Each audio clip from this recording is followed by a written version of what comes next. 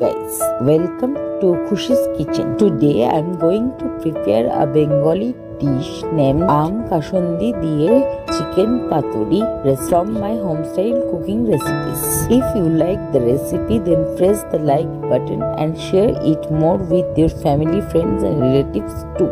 Please consider the channel Khushi's Kitchen for subscription and press the bell icon to get notified of my new upcoming cooking video recipe updates in advance. Let's start the video while giving thanks to all of my old and new friends, and quickly have a look to the ingredients which are enlisted for making this special recipe. The ingredients list with detailed measurement are given here on the front page after starting the video, so you can pause the video and check the list in details. আম কাসুন্দি দিয়ে chicken পাতুরি বানানোর জন্য এখানে আমি boneless chicken fillet নিয়ে নিয়েছি 500 গ্রাম। প্রথমে chicken ফিলেটগুলো ধুয়ে পরিষ্কার করে জল ঝরিয়ে একটা বলে নিয়ে নিচ্ছি ম্যারিনেট করার জন্য। একটা মিক্সিং জার নিয়ে তার মধ্যে বেশ কিছুটা ধনেপাতা, ফেটানো টক দই, 6 থেকে 8টা রসুনের কোয়া এবং 2টি কাঁচা লঙ্কা দিয়ে খুব ভালো করে একটা মিহি পেস্ট বানিয়ে নিচ্ছি। দেখুন ঠিক এই রকম। এবারে ওই চিকেনের ম্যারিনেশন বোলটার মধ্যে অ্যাড করছি স্বাদ মতন নুন, গোলমরিচের গুঁড়ো, চিকেন টিক্কা মশলা এবং আম কাসুন্দি।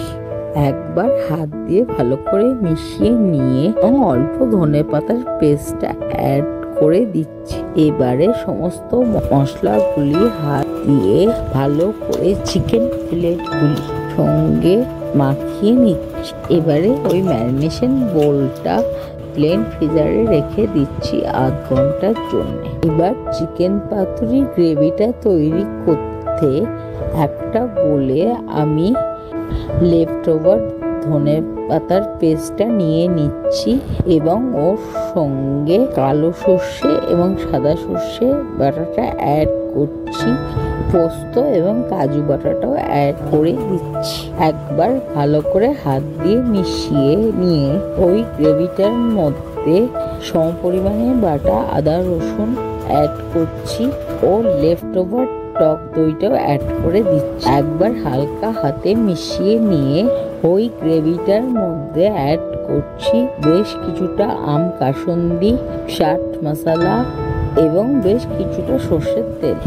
এরপর ওই পাতুরির গ্রেভির মধ্যে কুচানো ধনেপাতা অ্যাড করে দিচ্ছি এবং একটি পাতিলেবুর রস অ্যাড করছি।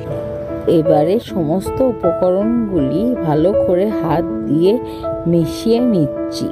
এরপর ওর মধ্যে অ্যাড করছি ম্যারিনেটেড চিকেন ফিলেটগুলি এবং পাতুরির গ্রেভির সঙ্গে চিকেন ফিলেটগুলো হাত দিয়ে খুব ভালো করে মিশিয়ে নিচ্ছি সমস্তটার সঙ্গে।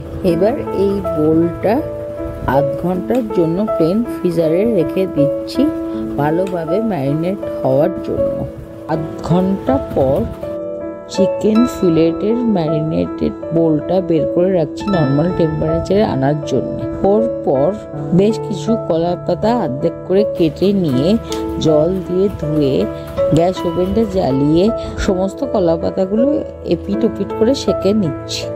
যখন পাতুরির গ্রেভিটা নর্মাল টেম্পারেচারে এসে গেল এবং কলা পাতাগুলো ঠান্ডা হয়ে গেল, তখন একটা কলা পাতা নিয়ে তার মধ্যে একটা চিকেন ফিলেট রেখে তার সঙ্গে 2 চামচ পাতুরির গ্রেভি অ্যাড করে একটা কাঁচা লঙ্কা দিয়ে কলা পাতাটা চারদিক দিয়ে ভালো করে ফোল্ড করে নিচ্ছি এবং একটা দড়ি দিয়ে বেঁধে নিচ্ছি।